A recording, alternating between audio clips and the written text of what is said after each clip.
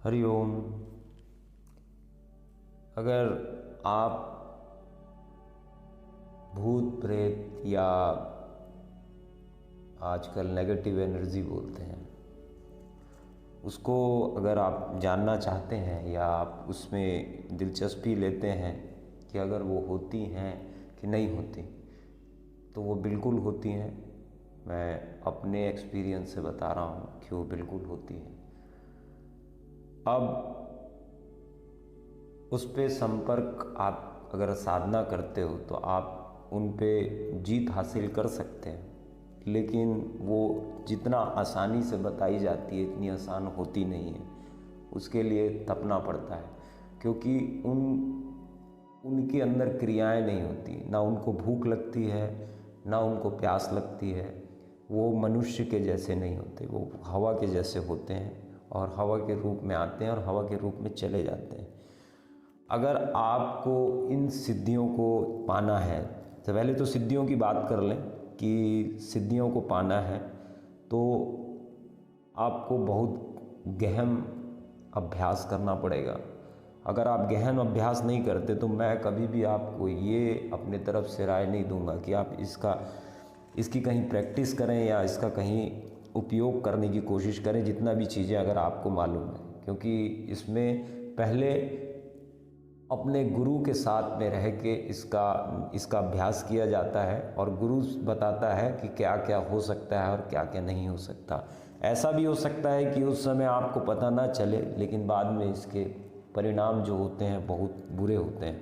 इसीलिए अगर आप सीख रहे हैं तांत्रिक चीज़ों को या ऐसी शक्तियों के बारे में जान रहे हो, तो पूरा जब आपको ज्ञान हो जाए तभी आप इसका उपयोग करें, अन्यथा ना करें। हाँ, एक बात और कि इसमें गलती कहाँ करता है साधक को ऐसा लगता है कि हमने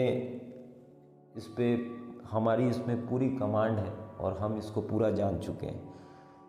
तो उसमें एक गलती कर बैठता है वो, जो बड़े बड़े लोगों से भी होती है, हो सकता है कि मेरे से भी हो, कि आदमी अपनी क्रिया करके उठ जाता है और थोड़ा अंश उसका रह जाता है उस जगह पे। अगर उसका थोड़ा सा अंश रह गया उस जगह पे तो वो रिवाइज जनरेट हो जाती। मैंने आपको बताया ये मनुष्य जीवन नहीं है। अब आप मृत चीज़ों को उसके निर्धारित स्थान पे आप उसको जगह देते हैं। ये तांत्रिक क्रियाओं का एक हिस्सा है। मैं बहुत डिटेल में नहीं बता रहा हूँ इसको।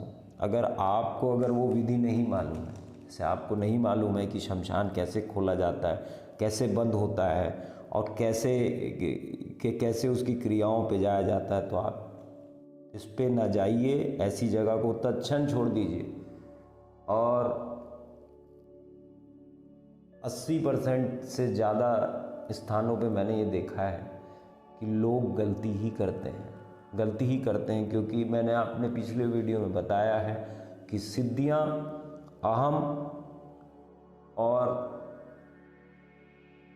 अहम पुरस्कार में मिलता है सिद्धियों के साथ में, और लापरवाही करता है आदमी।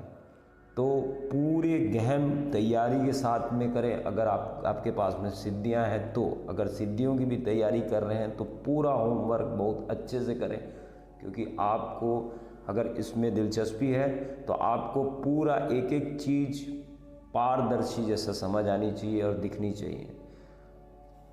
आप किसी ऐसी जगह पे, पहले तो आप अगर किसी चीज़ को सीख रहे हैं तो ऐसी जगह पे ना सीखें जहाँ पर पहले ही इन सब चीज़ों का साया है, या इन सब चीज़ों का ऐसी ठीक जगह पे इसको सीखें। और जब इसकी प्रैक्टिस करने के लिए जाएं तो अपने गुरु के साथ जाएं और अपने गुरु को पहले करने दें, ना कि पहले आप करें। पहले आप उन्हीं बातों पे यकीन करना जिनको आप अपनी आंखों से देखोगे। ना मेरे ऊपर यकीन करो, ना अपने गुरु के ऊपर यकीन करो। जिस चीज़ों को क्योंकि इसमें जोखिम हो सकता है, आपके प्राणों का, आपके विवेक का, हर चीज़ों का जोखिम हो सकता है। और इसका जो जोखिम होता है, ये पहले आँख में धूल झोंकेगा, उसके बाद में अपना कार्य करके चले जाएगा। सिर्फ जीवन नर्क से बदतर बना देते हैं, क्योंकि ये शक्ति, इनके पास में भी अपनी शक्तियाँ होती हैं। और मैं तो ये नहीं कहूँगा, जो अगर आप किसी की मदद करना चाहते हैं तो आप उन्हीं की मदद करिएगा जिनको एक्चुअल में नीड है इस चीज़ की, और बिना बोले आप मदद करने ना पहुँचिए।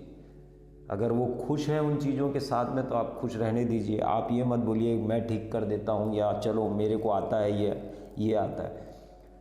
आप इसका बखान नहीं करेंगे, शक्तियों का बखान नहीं होता, विद्याओं का बखान नहीं होता। जो ज्ञान होता है, ज्ञानी पुरुष को बताने की आवश्यकता नहीं होती है कि वो ज्ञानी पुरुष है, और धनवान को दिखाने की आवश्यकता नहीं होती कि वो धनवान है। और भी बहुत सारी बातें मैं बताऊंगा इससे संबंधित। हाँ, ये बात ज़रूर है कि ये सब चीज़ें होती हैं। हरिओम। मैं योगाचार्य शिवाय, doctor in naturopathy and yoga science. Her her Mahadev.